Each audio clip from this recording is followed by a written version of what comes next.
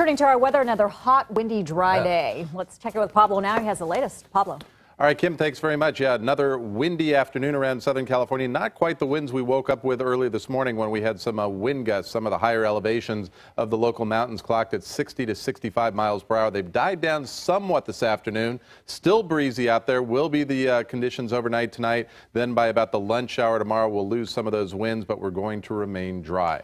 Outside we go this afternoon, checking out the skies over Southern California. Beautiful afternoon, thanks to the wind kind of blowing all the junk out of the air right now. Our weather bush not really moving at all as we take a look out over the San Fernando Valley. Great visibility at the present hour. How about those winds right now? Well, of course, up through the I-5 Grapevine from Santa Clarita up through Frazier Park. These little mountain corridors kind of act as a wind tunnel, and you can see the winds up to about 21 miles per hour at Lancaster, 13 along the coast. Not really a factor whatsoever, but it was a warm afternoon, still warm. Look at the airport right now, 79 degrees, 93 here in Burbank, 91 at Chino, 86 down at Santa Ana. So that warm weather, dry conditions means that red flag warning remains in effect until 11 o'clock Friday evening. Pretty much all the mountain and valley areas, LA, Ventura, and the Inland Empire. Not going to rule out the possibilities that those winds overnight start gusting up near about 50 miles per hour.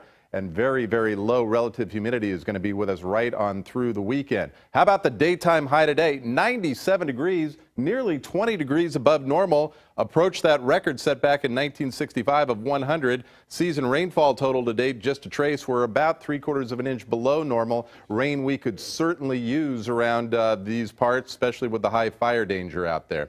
All right, we'll move along. Check out, well, the Santa Ana setup, if you will. There's that ridge of high pressure responsible with that clockwise flow, bringing in the warm, dry air from the desert southwest right into Southern California. That's why we saw some of the coastal readings today peaking well into the 90s over some of the inland readings into the 80s, and that's going to be the case once again tomorrow. Overnight tonight, not too bad, 60 downtown. Lancaster, very cold for this time of year. 34 degrees, 56 at Temecula. Apple Valley will be breezy overnight, and an overnight low of 50 early tomorrow morning. Again, another warm afternoon tomorrow. Temps down maybe 1 to 2 degrees. You're not really going to feel it, though. A lot of 90s up on the board. Downtown, 96. Glendale, 95. Even look at the coast. Malibu, 92 degrees.